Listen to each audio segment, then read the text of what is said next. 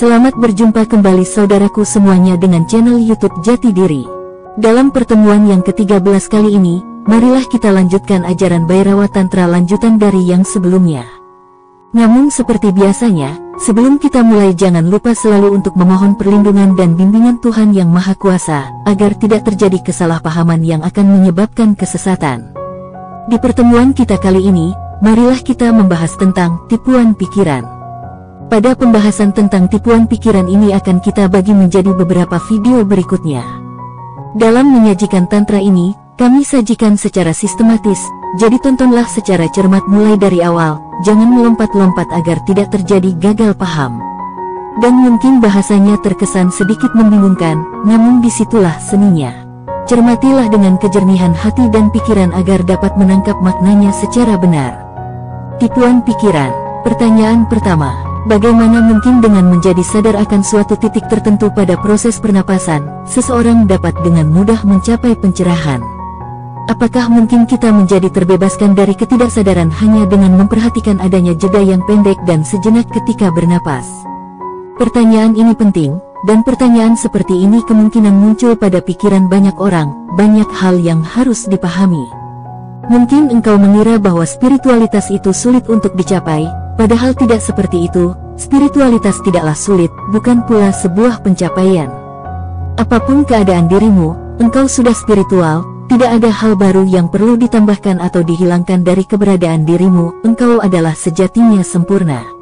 Ini bukanlah tentang menjadi sempurna di suatu waktu di masa depan, bukan juga tentang kewajiban bagimu untuk melakukan sesuatu yang mustahil untuk menjadi dirimu sendiri. Ini bukanlah sebuah perjalanan dengan sebuah tujuan di suatu tempat, engkau tidaklah pergi kemana-mana. Engkau sudah di sana, di tempat tujuan. Apa yang ingin dicapai sudah tercapai. Pemikiran seperti ini harus diresapi dalam-dalam. Hanya dengan begitu engkau akan dapat memahami kenapa sebuah teknik yang sederhana dapat membantu Anda. Jika spiritualitas adalah suatu pencapaian, maka tentunya hal tersebut akan terasa sulit, tidak hanya sulit, bahkan sangat mustahil. Jika engkau tidaklah spiritual, engkau tidak akan dan tidak pernah bisa menjadi spiritual. Karena bagaimana caranya seseorang yang bukan spiritual dapat menjadi spiritual? Jika engkau belumlah ilahi maka tidaklah mungkin, tidak ada caranya. Dan bagaimanapun usaha yang engkau lakukan, upaya yang dilakukan seseorang yang belum ilahi tidaklah dapat menimbulkan keilahian. Jika dirimu sendiri belum ilahi, maka upayamu pun tidak dapat membuat keilahian, maka hal ini menjadi mustahil. Akan tetapi keadaan yang sebenarnya adalah sangat bertolak belakang, engkau sudah menjadi apa yang ingin engkau capai. Akhir dari penantian sudah tersedia, ada di dalam dirimu. Sekarang dan di sini, di saat inilah, engkaulah yang telah lama dikenal sebagai ilahi. Titik akhir ada di sini, inilah yang terjadi. Itulah kenapa teknik yang sederhana ini dapat membantu. Teknik ini bukan mengenai pencapaian, tapi sebuah penemuan. Penemuan sesuatu yang tersembunyi, dan terpendam dalam hal-hal yang sangat kecil sekali. Kepribadianmu bagaikan pakaian. Tubuhmu di sini, tersembunyi di dalam pakaian, seperti halnya spiritualitasmu di sini, tersembunyi dalam sehelai pakaian. Pakaian ini adalah kepribadianmu. Engkau bisa telanjang saat ini di sini, dan dengan cara yang sama dirimu dapat telanjang dalam spiritualitas. Tapi dirimu tidak tahu pakaian itu sebagai apa, engkau tidak tahu kenapa dirimu tertutupi oleh pakaian tersebut, engkau tidak tahu bagaimana caranya menjadi telanjang. Engkau sudah berada dalam pakaian ini begitu lama, pada setiap kelahiran engkau telah berada di dalam pakaian tersebut, dan dirimu telah sangat mudah dikenali dengan pakaian tersebut, sehingga engkau tidak lagi memikirkan pakaian itu. Engkau mengira pakaian itu adalah dirimu, padahal itulah satu-satunya penghalang. Sebagai contoh, engkau memiliki sejumlah harta karun, akan tetapi engkau telah lupa atau belum menyadari bahwa benda yang dimaksud ini adalah sebuah harta karun, dan engkau pergi mengemis di jalanan, maka engkau adalah disebut sebagai pengemis. Jika seseorang berkata, pergi dan lihatlah ke dalam rumahmu. Engkau tidak perlu menjadi pengemis, engkau bisa menjadi raja saat ini juga. Pengemis pun berkata dengan sengit, omong kosong apa yang engkau katakan. Bagaimana bisa aku menjadi raja saat ini? Aku sudah mengemis selama bertahun-tahun, dan sampai saat ini pun aku tetaplah menjadi seorang pengemis, dan bahkan jika aku mengemis seumur hidupku, aku tidak akan pernah bisa menjadi raja. Jadi kata-katamu itu sangat absurd, dan tidak logis jika mengatakan bahwa aku bisa menjadi raja sekarang juga. Sangat mustahil. Pengemis pun tidak dapat mempercayainya. Kenapa? Karena pikiran untuk mengemis sudah mengendap lama dan telah menjadi keyakinan. Akan tetapi jika harta karun tersebut terpendam di dalam rumah, maka dengan menggali dan mengeluarkan tanah sedikit demi sedikit, maka dengan mudah harta tersebut akan ditemukan.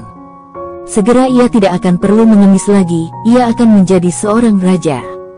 Hal seperti ini sama dengan spiritualitas, diibaratkan seperti harta karun yang terpendam. Tidak ada yang dapat kita ambil langsung dari masa depan. Engkau belum saja menyadarinya, tetapi spiritualitas sudah berada di dalam dirimu. Engkaulah harta karunnya, tapi tetap saja engkau pergi mengemis dan meminta-minta akan spiritualitas. Teknik yang sangat sederhana dapat membantumu. Bagaikan menggali tanah, sedikit demi sedikit, ini tidak memerlukan usaha yang besar, dan engkau dapat segera menjadi raja. Yang engkau perlu lakukan adalah menggali dan membuang tanahnya. Dan ketika aku mengatakan buang tanahnya, ini bukan sebuah perumpamaan. Secara harfiah tubuhmu adalah bagian dari bumi, dan engkau telah dapat dikenali dari tubuh tersebut. Membuang tanah ini sedikit saja, membuat lubang di dalamnya, dan engkau akan mendapatkan harta karun tersebut. Itulah sebabnya kenapa pertanyaan ini akan muncul pada banyak orang. Sungguh, mungkin semua orang akan bertanya, betapa sederhananya teknik ini, hanya menyadari akan adanya napasmu, menyadari udara yang masuk dan keluar, dan menyadari adanya interval atau jeda di antara keduanya. Apakah ini cukup? Ini sangatlah mudah. Apakah cukup untuk mencapai sebuah pencerahan? Apakah ini satu-satunya yang membedakan engkau dengan seorang Buddha, bahwa engkau tidak dapat menyadari adanya jeda antara dua napas, sedangkan Buddha telah menyadarinya? Apakah hanya ini saja? Ini memang terasa tidak masuk akal.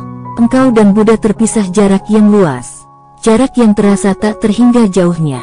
Bagaikan jarak antara seorang pengemis dan raja juga nampak tak terhingga jauhnya. Namun sang pengemis bisa saja menjadi seorang raja jika harta karun itu ada dan diambilnya.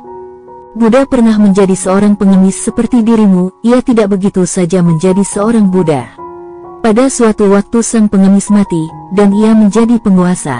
Ini bukan proses yang bertahap, sang Buddha tidaklah menabung dan mengumpulkannya sedikit demi sedikit hingga suatu waktu ia bukanlah menjadi sebagai seorang pengemis lagi. Dia telah menjadi seorang raja. Seorang pengemis tidak akan pernah menjadi raja jika ia harus mengumpulkan hartanya sedikit demi sedikit, ia akan tetap menjadi pengemis. Ia mungkin akan menjadi pengemis yang kaya, namun ia tetaplah menjadi seorang pengemis. Dan seorang pengemis yang kaya adalah pengemis yang lebih besar dari pengemis yang miskin. Tiba-tiba saja, suatu hari sang Buddha menyadari harta yang terpendam di dalam dirinya. Maka saat itu juga ia bukanlah menjadi seorang pengemis lagi, ia sekarang telah menjadi seorang penguasa. Jarak antara Siddhartha Gautama dengan Buddha Gautama itu tak terhingga. Ini sama antara jarak antara engkau dan Buddha. Akan tetapi harta yang terpendam di dalam dirimu sama banyaknya dengan yang ada pada seorang Buddha. Kita ambil suatu perumpamaan, seseorang yang lahir dengan mata yang buta, mata yang terjangkit penyakit. Untuk orang buta tersebut, dunia adalah hal yang berbeda. Operasi yang kecil dapat mengubah segalanya, karena hanya matanya saja yang perlu disembuhkan. Pada saat mata tersebut telah dioperasi dan siap untuk melihat, pemandangan yang sebelumnya terhalangi dan tidak dapat ia lihat akan mulai nampak di matanya. Bagaikan engkau berada di sebuah rumah tanpa jendela, pemandangan tersebut selalu ada di luar rumah tersebut, hanya tidak ada jendela untuk melihatnya, semua terhalangi oleh dinding. Engkau bisa membuat lubang di dinding tersebut, dan mendadak engkau bisa melihat pemandangan di luar rumah.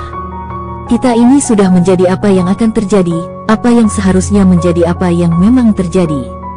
Masa depan sudah terjadi saat ini, dan terhalang masa kini, segala kemungkinan sudah ada benihnya.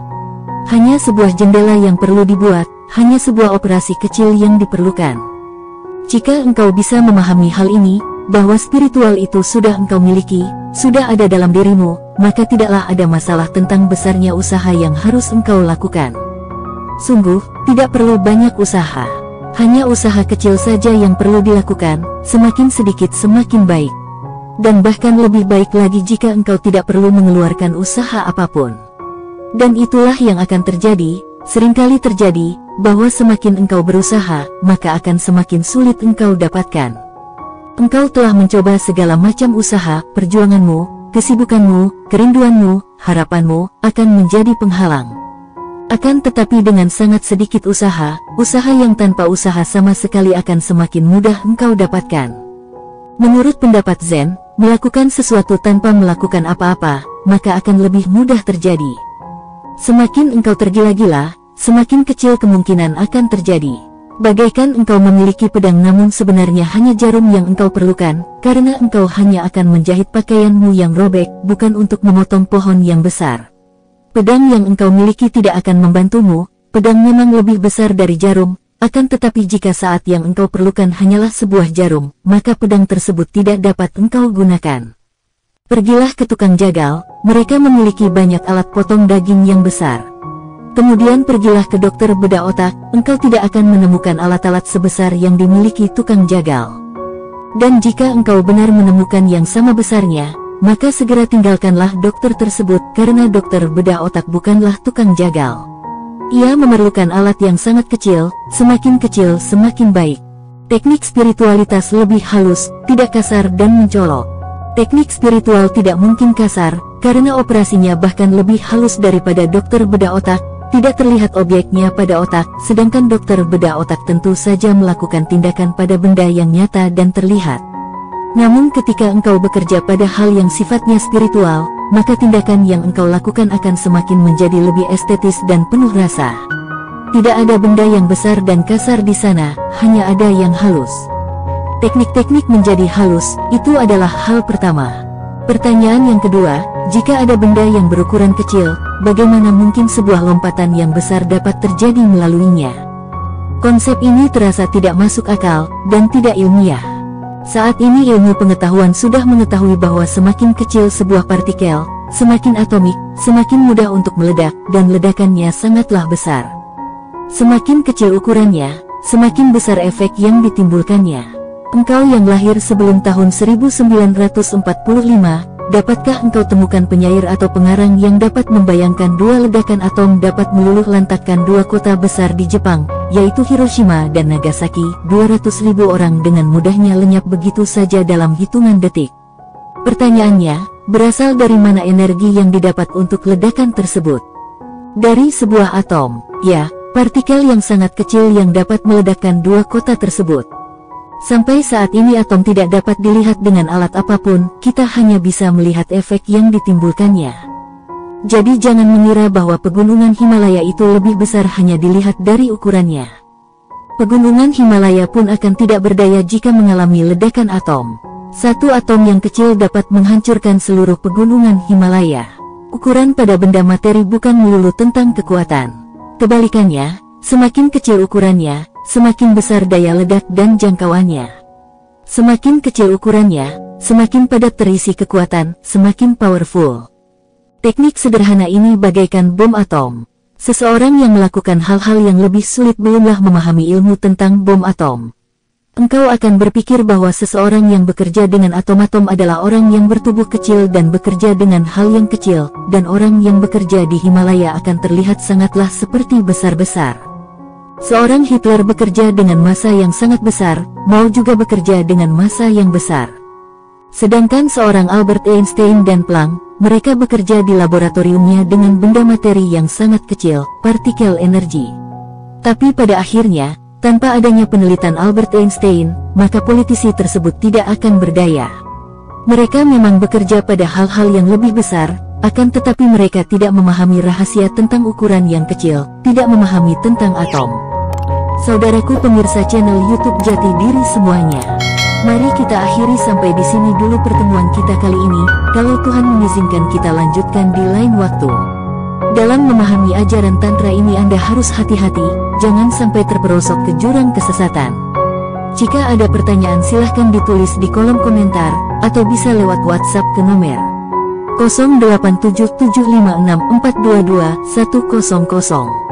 Dan akhirnya jika ada kesalahan dari kami dalam bentuk apapun mohon dimaafkan. Semoga Anda semua selalu berbahagia. Amin.